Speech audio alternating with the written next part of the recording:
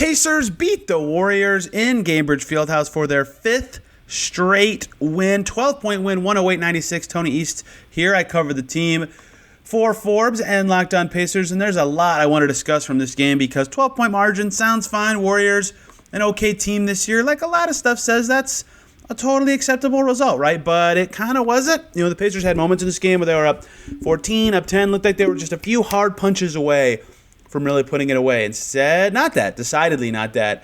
Ended up happening as they would let the Warriors back into it or stumble over their own feet on one end or the other and made it tougher. It was a close game for about 43, 44 minutes before 2 consecutive Ben Mathurin threes on passes from Tyrese Haliburton put the game away. So that sounds nice for the Pacers. They beat the Warriors twice this year. They already won in the Bay. But this was a home game, and I've buried the lead significantly here. Steph Curry didn't play.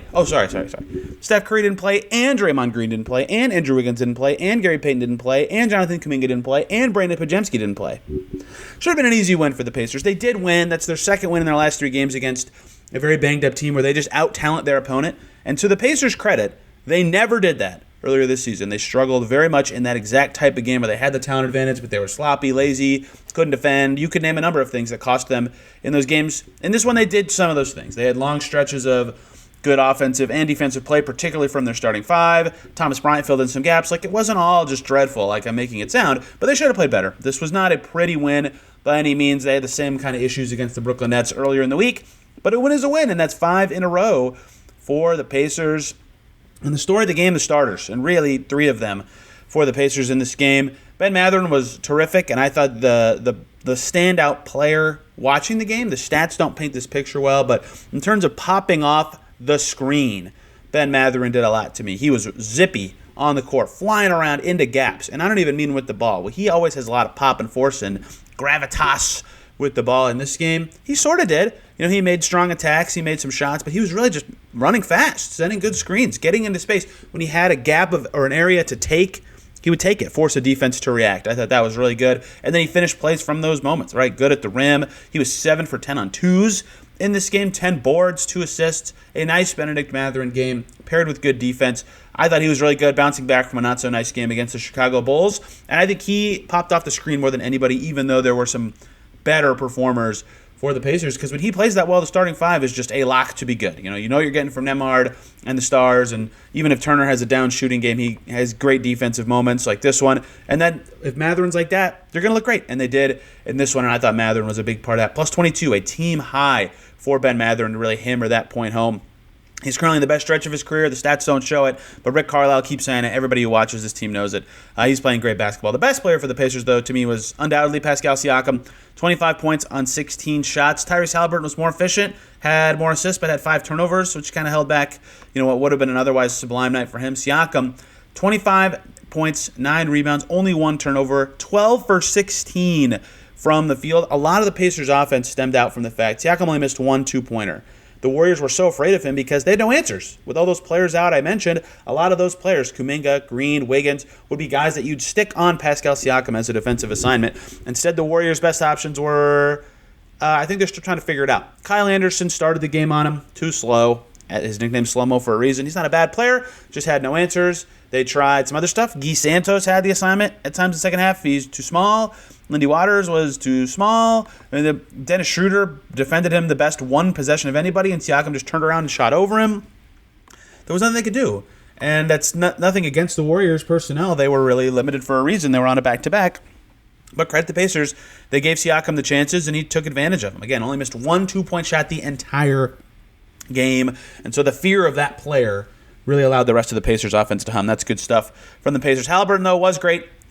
25 points on 10 shots is unbelievable. 7 free throw attempts for Tyrese Haliburton, over a third of the Pacers' attempts. When he's getting to the rim like that, the Pacers are great. He was perfect, 6 for 6 on his 2-point shots, plus those 7 free throws. That shows what he can do when he has that rim pressure going. Did a good job drawing contact, getting by guys. And, of course, he had half his threes and 10 assists and 3 steals. A beautiful night from him statistically. Another excellent performance. He's been so much better. The first 15 games of the season, not great. Ever since, really good. He's back to at least all-star level since then.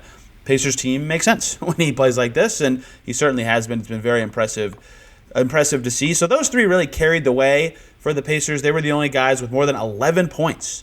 More than 11 points right? A lot of guys struggled in this one for the Pacers, but they didn't need them to be good, right? They just needed to defend well enough. I thought that was noteworthy for the Pacers that they were defending pretty well. The Warriors had nothing that could create shots. Like that was their biggest issue by far. Dennis Schroeder was their best shot creator. He's very new to that team. He really couldn't get going.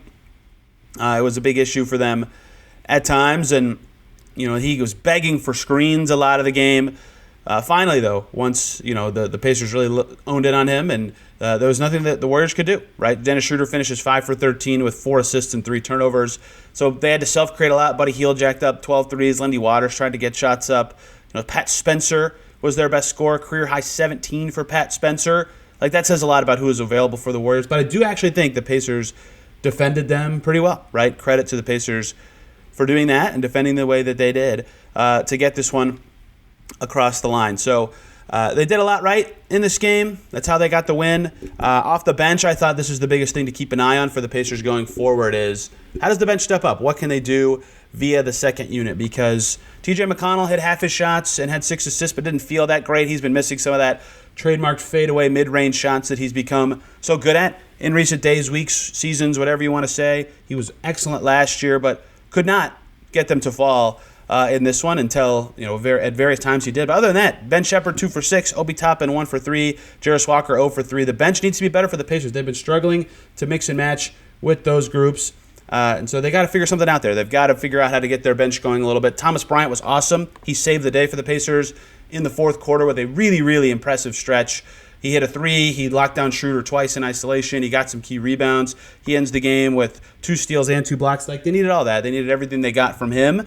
But the Pacers in general need to figure out a little bit better what they can get out of their second unit. Maybe it's some mixing and matching. Maybe it's some different pairings. And maybe this all settles itself when Aaron Nesmith returns, which should be, who knows if this is actually true, but should be pretty soon. It sounds like from listening to the team talk, listening to Rick Carlisle talk, and seeing what he's able to do pregame and in situations like that. So all in all, an win for the Pacers, but they'll take it. They have won 5 in a row. They are 3 games over 500, which is just great stuff from them. They'll try to keep it rolling. Their next 2 are against a very, very, very good Cavaliers team. Those will be really fun to watch. I can't wait to break those down on this channel as well. Cavs, best team in the league, just beat Golden State, just beat Oklahoma City. They look unstoppable at times when they're at their absolute best. Kenny Atkinson got that team rolling like an absolute buzzsaw. So the Pacers have to do what they can to take that team down. They're going to have to play better off the bench. They're going to have to find better rotations to get things going. They're going to need a little bit more, I think, for Miles Turner and Andrew Nembhard offensively to get those done, but they certainly can do it. They've shown that they can beat absolutely anybody in the NBA this year, and we'll be breaking down those games right here on this channel as well. Thanks for watching. We'll see you then.